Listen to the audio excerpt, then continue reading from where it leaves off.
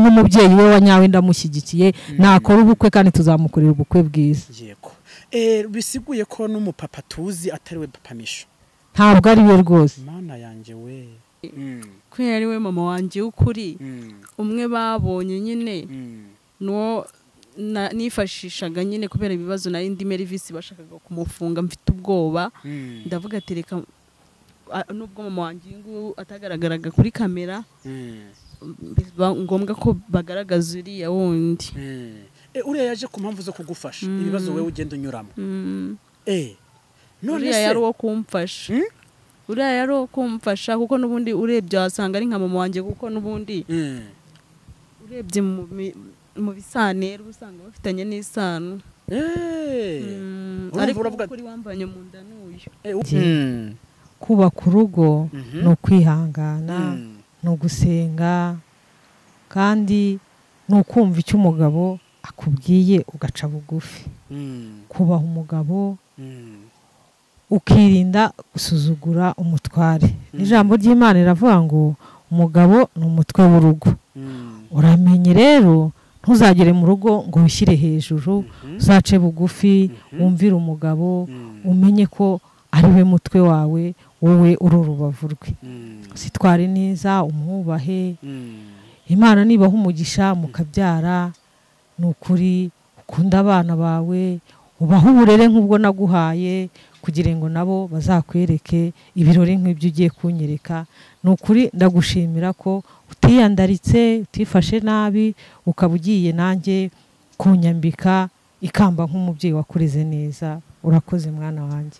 Misho nyine yaraza akambwira ati mama bari kumbwira uriya musore ntago ambereye, uriya musore ni umukene, uriya musore mbese ngo mwange kuko atari mu kigero cyanjye nyine, ariko ngira inama nk'umubyeyi. Yego. Nanjye nkamubwira ni rero Misho burya igihe cyose ntago ubukwe butaha nta kidobya yajemo. Ihangane ukomere, ngewe nk'umubyeyi wawe na papa wawe tukuri inyuma turagushyigikiye, kora ubukwe bwawe rwose. Nagire ngo mbwire abantu bari kumubwira amagambo ko bashatse bareka ayo magambo atari meza, bishyigikiye umwana wacu ko akora ubukwe kandi rwose turabwishimiye. Umusore nubwo yaba ari umukene nta kibazo, icyambere ni urukundo. Ewe ninjye mama Misho. Ese mama Misho se we ari ubwo ampakana? Arabizi ko ntanyereka abavyeyi be. Arabizi ko ndi umubyeyi we, ninjye mubyeyi we wa nyawe. Hako hari abavyeyi nzi kumbuga. Ese bari abavyeyi se nabamwiyitirira canke isabiwe? Abo nyine nibo bagenda bazana amagambo bakamwiyitirira kugira ngo bamubuze urukundo rwe, bamubuze ibyishimo by'ejo hazaza. Niyo mpamvu bamwiyitirira rero kugira ngo bamubuze urugo rwe. Mbo kutigaragaza kuri kamera ni umutekano wanjye, bitewe n'abo bantu bagenda bamubwira amagambo bakaza bakigira umubyeyi we kandi atari bo. Niyo mpamvu ngiye nagire ngo ndi n'umutekano wanjye, ariko mbabwira ibihari by'ukuri kugira ngo namwe mumenye ukuri, mu gutangarize n'abantu babashe kumenya ukuri kuri nyuma y'ubwo bukwe bw'umwana wanjye.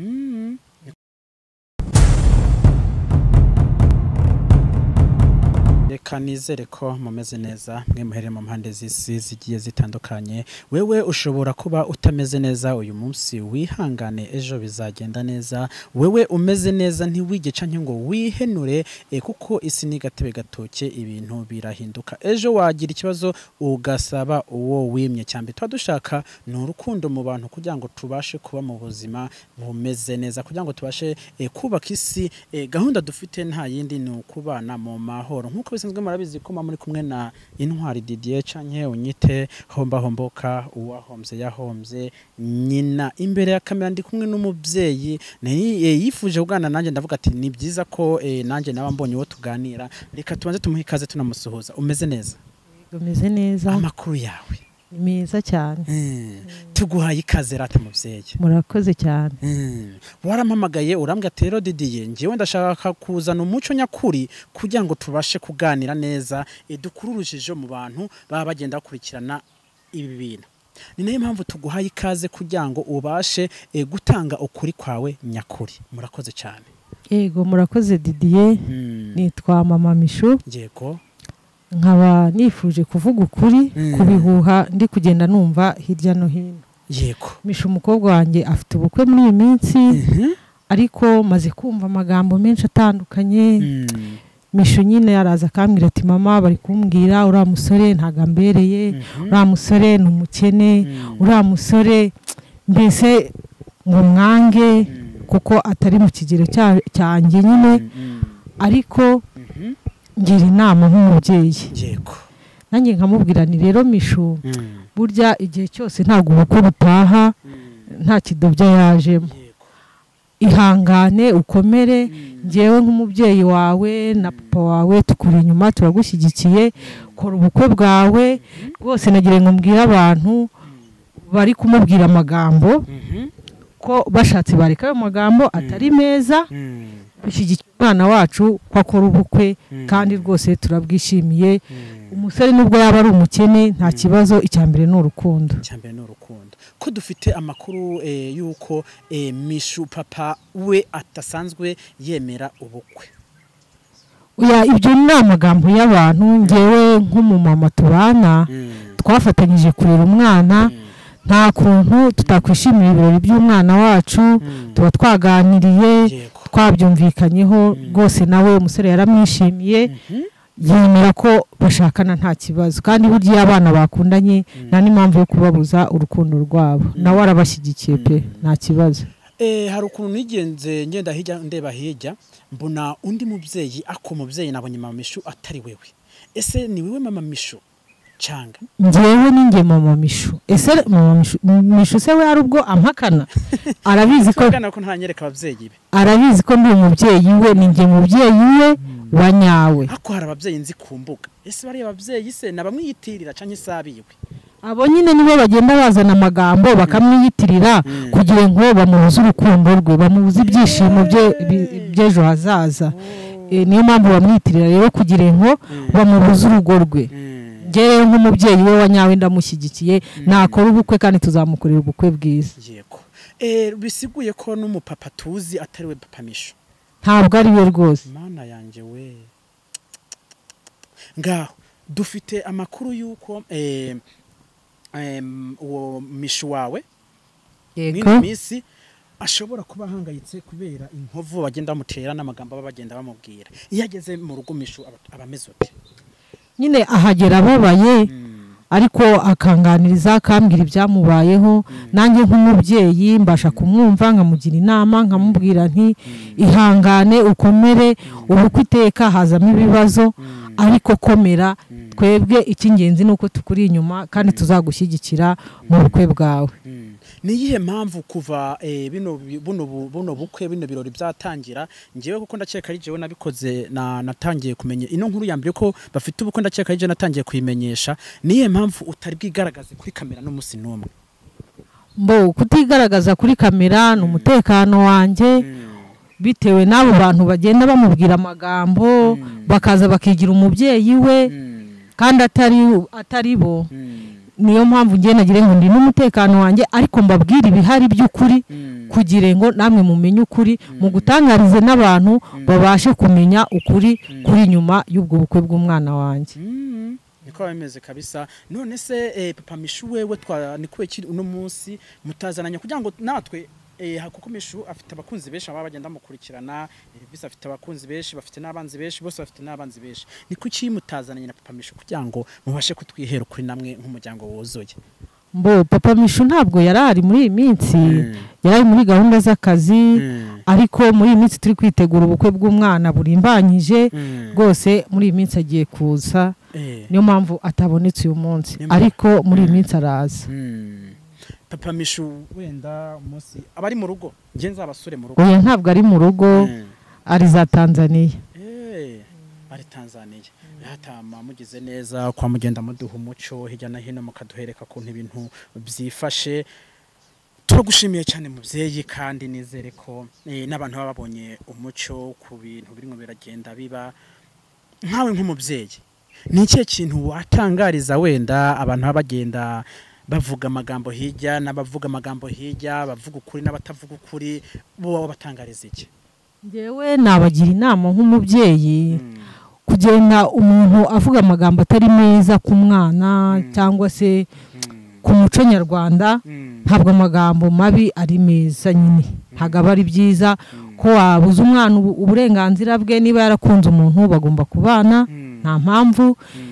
Niyo mpamvu njye nabagira inama yo kuvuga ngo reka umwana yishimire uwakunda, kandi uwakunda nawe niwe yahisemo nyine, nta mpamvu yo kubabangamira mu rukundo rwabo, ahubwo icy'ingenzi ni ukubashyigikira.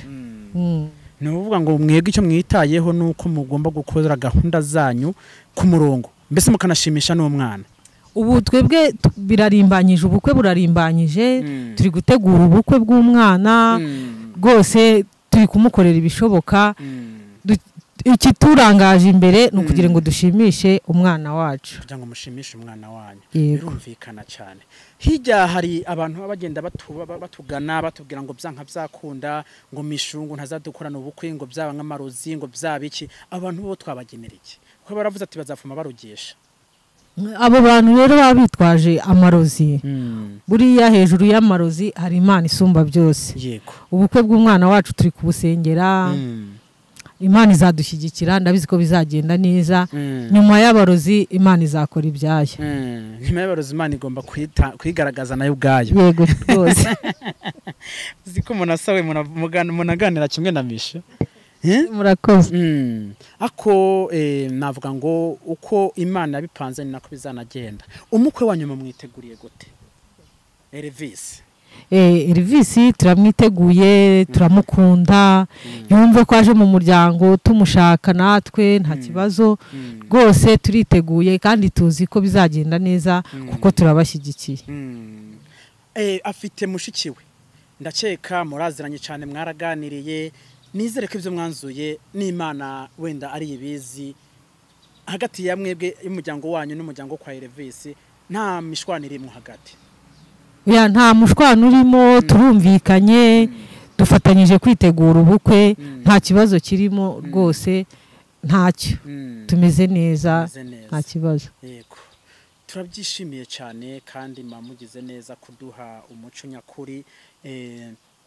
N'ubundi bujyanye nanjye nari mfite urujijo kuko nahamagati Mishu wazazana mama wawe, ko nari ndabizi neza kuri atari mama wawe, wazazana mama wawe ukuri tukaganira bikanka, ariko sinzi no mpamvu uyu munsi rero wihagurukiye tukaganira. Impamvu nihagurukiye, amagambo yari amaze kuba menshi, urucantege, umwana wanjye bakamuca intege ku bukwe butazaba, ko uriya musore atamukwiriye nyine, ari umukene. Ariko nagire ngo njyewe ngaragaze ukuri, nabwiye umwana n'abandi bakumenye. Umwana namubwiye ko nta mpamvu yatuma atabana n'umusore igihe bakundana. Niyo mpamvu ngiye nemeye kwihagurukira, ndaza babwize ukuri ko umwana agomba kubana n'uwo ashaka, nta kibazo kibirimo. Ubwo ngubwo turanagushimira kandi ndakeka ukuri ibyo bibwirwa benshi bikumva bene byo.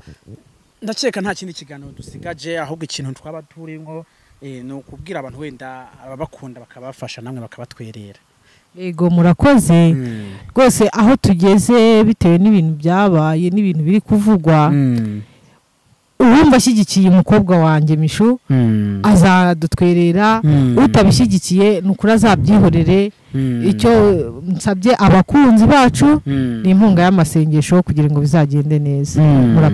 Murakoze cyane. Ubwo ngubwo ndakeka ukuri murakumvise kuntu ibintu bimeze. Gahunda turimo ni ya yindi n'ubundi ubukwe ni cya gihe, ntago tugomba kubisubiza inyuma. Iyo mugenda mwumva murabyumva, ibyo mugenda mutumva nabyo ntimubyumva. Ako navuga ngo jewe icyo mbashaka gukora ni ukubereka ukuri y'ukuntu ibintu bigize iki byifashe. Nyaboneka mwebwe mugenda mudushigikira cyo nkimugira iki, mudukore subscribe kuko nta handi wazavana ukuri canke nta handi wazavana inkuru nziza tubashitsaho. Ndakeka ni nziza kubo zireba, hariho nabo zibera mbi kubo bitareba. Kuko wewe wakoze subscribe uragize neza, ubwira n'inshuti yawe bashe gukora subscribe kugira ngo tubashe kubana neza. Ubwo reka nanje nsezere umubyeyi. Ikiganiro nakagaruka. Ciao ciao.